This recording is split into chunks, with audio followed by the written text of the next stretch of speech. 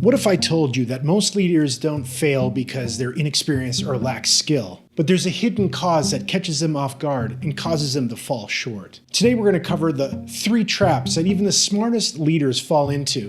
And stick around because I'm going to reveal the one secret that could protect you from these traps.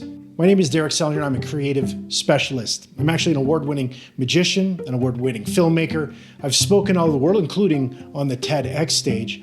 And I work with corporations, businesses, and leaders on becoming more effective and more creative. And today we're going to cover these 3 traps so that you and I don't fall into them. Trap number 1 is failing to adapt to new technology. Now, this is particularly important in this day of AI. AI technology is moving fast, and those that do not keep up to the rapid change will absolutely fall behind. It's become extremely difficult to lead in 2025 if you are unaware of the capabilities of AI. And we even see this in leadership areas like the classroom. Teachers have to adapt to AI and how it's affecting the way their students learn and produce. So if it's affecting teachers, you know it's affecting other businesses as well, and I guarantee you it's affecting yours. Now, staying up with technology isn't just ramming all the technological change into your business because it's new or novel, but it's understanding what it is and understanding how it fits within your business and your business model. Sometimes you have to actually pump the brakes on a particular technology because it interferes with your core deliverables. A great case study for this is the company GE and their application called Predix. Basically, GE developed a platform to connect all of their big machines and operations together into one smart technology, this smart operational technology. It was an attempt to standardize all of their diverse industrial systems onto one platform. But it was a massive failure because there were so many bugs that crept up, so many inconsistencies and inefficiencies. Things didn't work the same in different industries with different machines. It became entirely unwieldy, and so GE had to scale back their offering and become more localized and more specific in how they rolled out their idea. This case underscores the reality that you have to align your digital ambitions and strategies with the practicalities of what you need to accomplish on the ground. Everything is contextual. You can make as big of a mistake of rushing to implement something because it looks new and shiny as not paying attention to the new technology at all.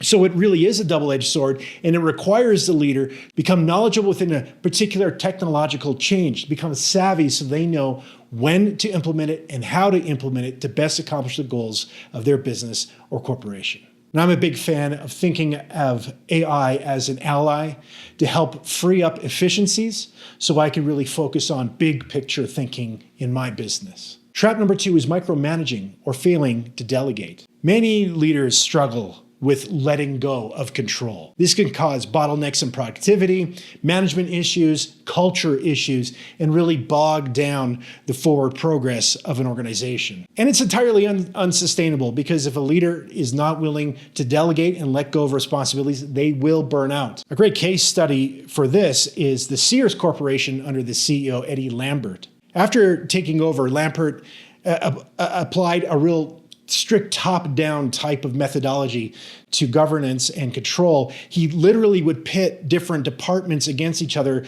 in the belief that competition was going to make them stronger. And what it caused was this siloing effect where people weren't talking to each other and departments weren't talking to each other. It really created a culture of mistrust where different departments prioritized their own metrics, even at the detriment of the whole. Now, Lambert intended to be a strong leader to really show the people how it was going to be done, be a real hands-on guy. But what he accomplished was this fracturing of the corporation. And in 2018, Sears filed for bankruptcy. Leaders not only need to delegate high impact and high empowerment tasks, but they have to really listen to their people. They need to surround themselves with individuals that want the best for the organization. These people are going to challenge the leader to make the best decision possible and not become entrenched within a way of thought. The best leaders are guides, not gatekeepers. When you delegate, you not only free up your own time and energy, but you also inspire others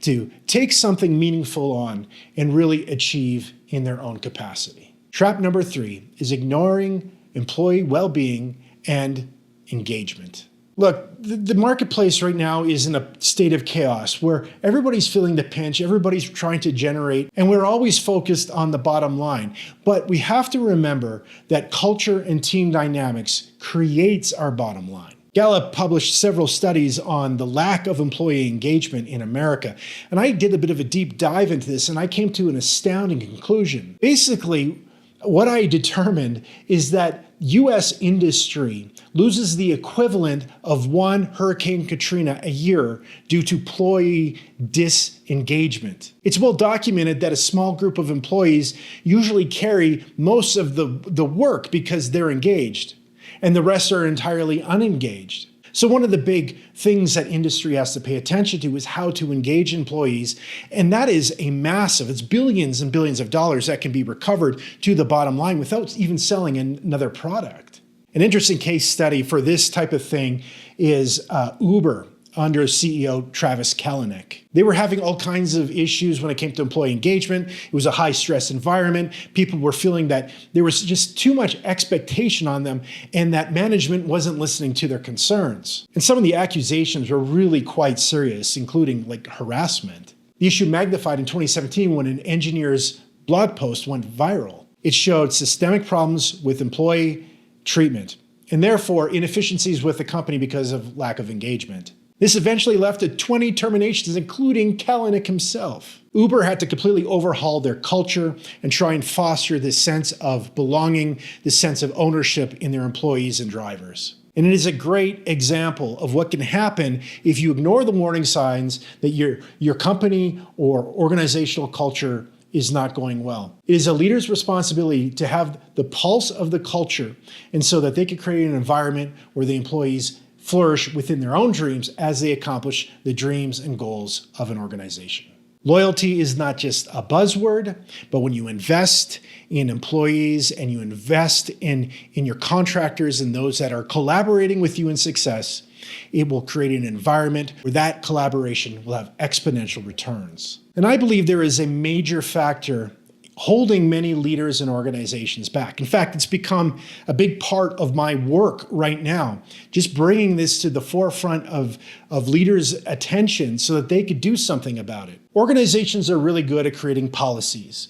They're very good at creating standard operating procedures. These are the boundaries around the sandbox, saying you can't go outside of these boundaries because this is where our policies lie. But often there are not clear directions on how to innovate within the boundaries that are set. Like, what can you make within the sandbox, and how does innovation actually take place within an organization? This has led me to believe that all organizations and all leaders need to develop a creative operating procedure by creating guideposts that allow individuals within the organization to think creatively about the solution to problems or about innovations within a company. You will create an environment that accomplishes many of the things that I laid out earlier. Employees are going to feel engaged when they're allowed to creatively be involved in the process. If you delegate the creative responsibility of the organization to other people, that takes a big load off of you as a leader to come up with all of the ideas. And technology is playing a huge part in the creative endeavors and can be a part of your creative operating procedure. I'm not going to go in depth about this, but let me first highlight a case study about an organization that did not have a creative operating procedure. Blockbuster Video is well known for passing on Netflix, this upstart company that was doing this crazy mail-away program. And Blockbuster, being the big, strong entity that couldn't fail, didn't see the opportunity in front of them. And this was because they had the policies and procedures of how their business operated, but they weren't thinking creatively. They weren't recognizing the innovations that were right in front of them.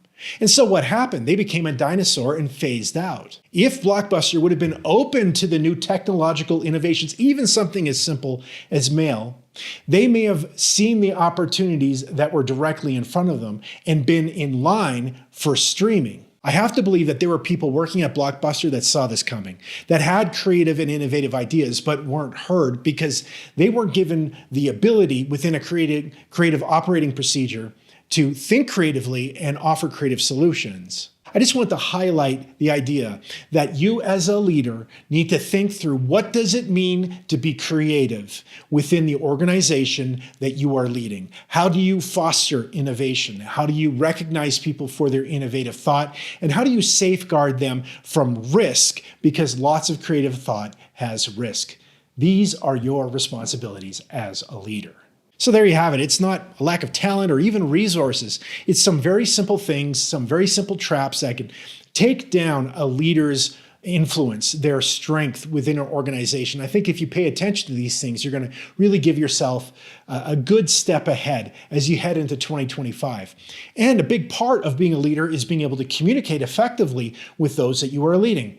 And to do that, you need to practice. One of the best ways to practice, in my opinion, is to get on podcasts. It will help hone your skills and make you a better communicator and presenter. I created a video about this very idea. I'm going to post it for you here next, so you can watch that next. I think it's going to help you out. Thanks for being with me here today. Live bright, love big.